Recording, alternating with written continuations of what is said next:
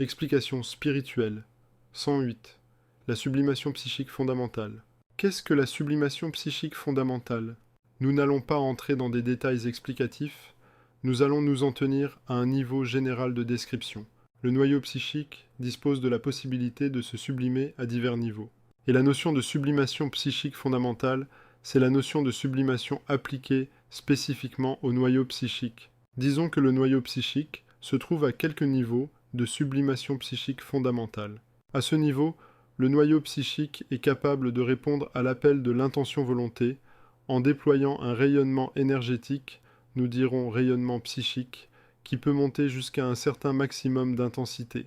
Ce maximum d'intensité étant conditionné par le niveau de sublimation du noyau psychique. Chaque niveau de sublimation du noyau psychique conditionne un maximum possible dans le rayonnement psychique qui répond à un effort de volonté de l'esprit.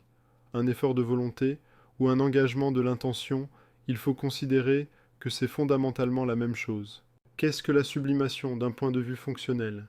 La sublimation, c'est le processus énergétique par lequel le substrat fonctionnel concerné acquiert de manière définitive la capacité de déployer une réponse énergétique supérieure par rapport à ce qu'il en était avant le niveau de sublimation considéré selon l'appel de l'intention-volonté.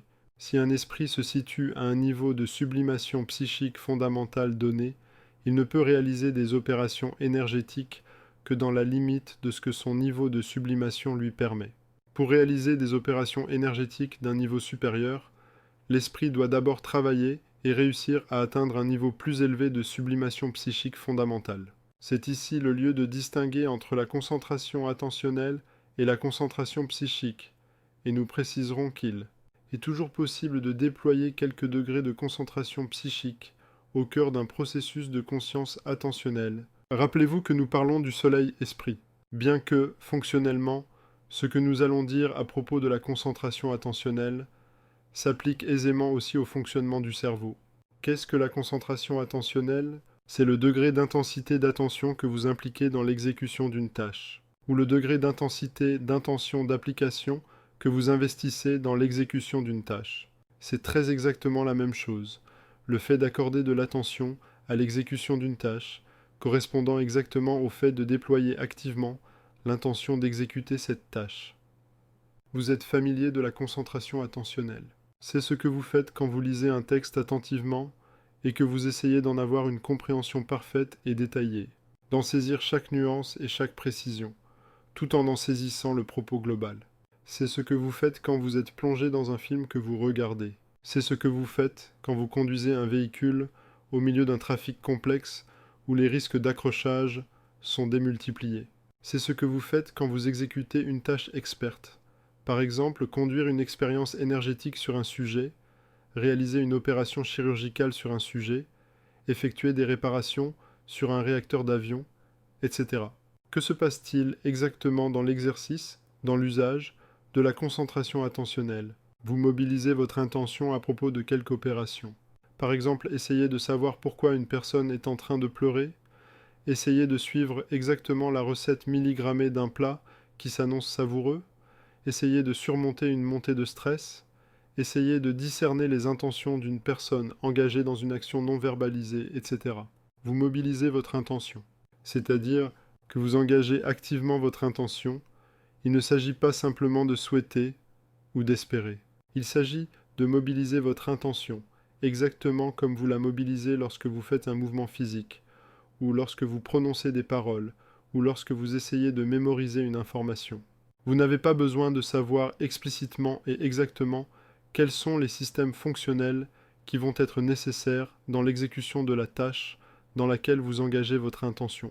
Il existe en vous une sorte d'instinct énergétique fonctionnel qui fait que, dès que vous déployez votre intention, dès que vous engagez votre intention, en ayant à la conscience la tâche que vous voulez accomplir, les bons systèmes fonctionnels se mobilisent selon leur degré de disponibilité à l'usage, et la mobilisation de votre intention, qui est une forme de la volonté, crée un appel d'énergie de travail.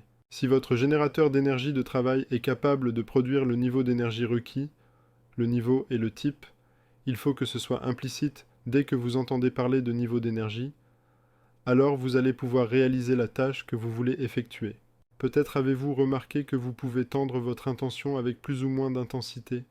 Lorsque vous essayez de réaliser une opération ou une tâche, c'est la même chose.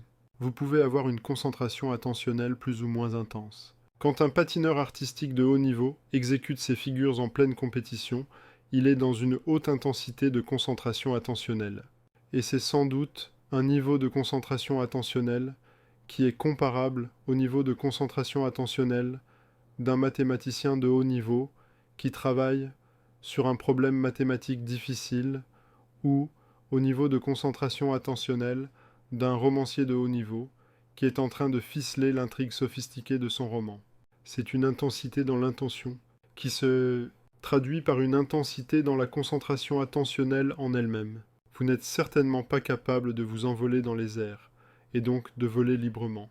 Mais supposons que vous essayiez intensément de vous envoler, non pas de sauter, mais de décoller par la seule force de votre intention à le faire, en intensifiant cette intention. Qu'est-ce que vous seriez en train de faire? Vous seriez en train de faire la même chose que lorsque vous courez, que lorsque vous peignez un tableau, que lorsque vous apprenez une langue. Vous mobilisez votre intention dans le but de réaliser une opération. Sauf que l'opération qui consiste à voler dans les airs, entendue sans technologie, est une opération qui requiert un niveau d'énergie qui est supérieur à ce que votre générateur intérieur est capable de produire pour le moment. Les systèmes fonctionnels qui seraient capables de réaliser une telle opération ont besoin de disposer d'un niveau d'énergie, d'une puissance de courant énergétique, d'une puissance de rayonnement énergétique, que votre générateur d'énergie de travail, de rayonnement énergétique, ne sait pas encore produire. Ne peut pas encore produire. La concentration attentionnelle, c'est appeler instinctivement de l'énergie de quelques générateurs internes, c'est mobiliser instinctivement quelques systèmes fonctionnels, en vue de réaliser une opération. Si l'opération est d'une difficulté énergétique supérieure à votre niveau de force énergétique, vous ne pourrez pas la réaliser. Votre niveau de force psychique, c'est ici le niveau de sublimation psychique fondamentale auquel vous vous situez. Nous devrions revenir sur ces explications en les déclinant du point de vue de la situation d'incarnation physique. Mais le principe général que nous venons d'expliciter est valable dans ces grandes lignes pour toutes les situations, nonobstant la précision des sublimations énergétiques latérales, et nous y reviendrons. Résumons le propos à cette étape. L'esprit se situe à quelque niveau de sublimation psychique fondamentale donné, et ce niveau détermine la puissance maximale de rayonnement psychique que le noyau psychique peut produire, quand l'esprit mobilise son intention-volonté en vue de réaliser quelque opération énergétique. Quand l'esprit fait un effort d'intention-volonté pour réaliser une opération, il procède par le mécanisme de la concentration attentionnelle.